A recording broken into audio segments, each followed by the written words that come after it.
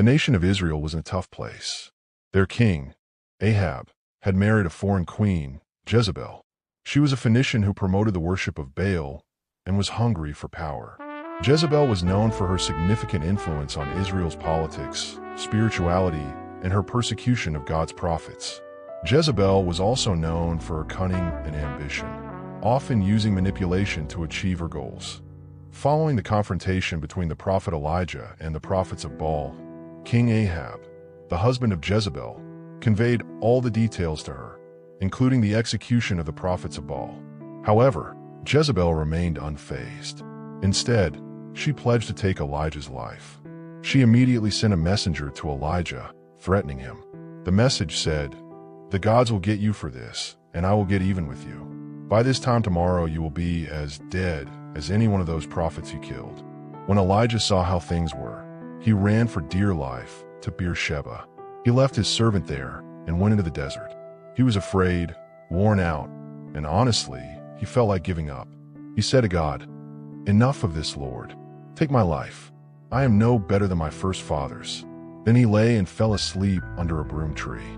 Suddenly, an angel shook him awake to get up and eat. He looked around, and to his surprise, food was provided for him. After Elijah fled to the wilderness, feeling despondent, God instructed him to stand on Mount Horeb to encounter his presence. Elijah complied.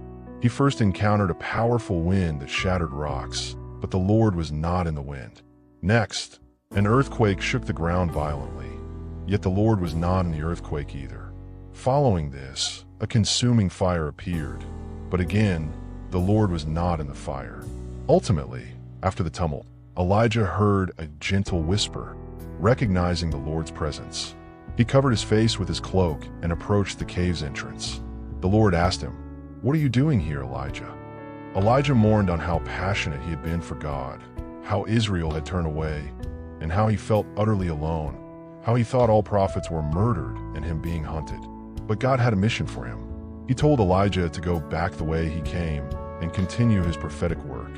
One day, King Ahab wanted a vineyard that belonged to a man named Naboth who refused to sell it to him. It was his family's legacy, sacred to him. Ahab pouted like a child, but Jezebel hatched a plan. She wrote letters over Ahab's signature, stamped them with his official seal, and sent them to the men of the city, the elders who lived in the city where Naboth lived and she had Naboth killed, all to give Ahab what he wanted.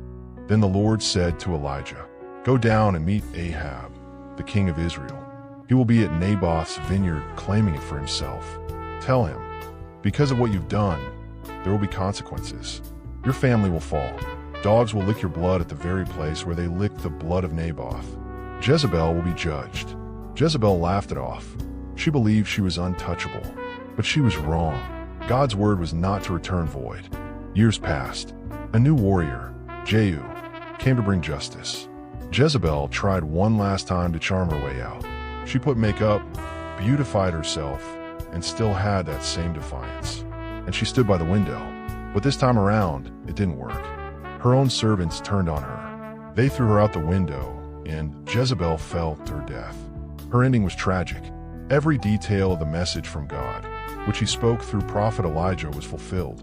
The narrative of Jezebel illustrates that it is impossible for anyone to challenge God and emerge victorious. God is omnipotent, all-powerful, making it impossible for any of his creation to defeat or overcome him.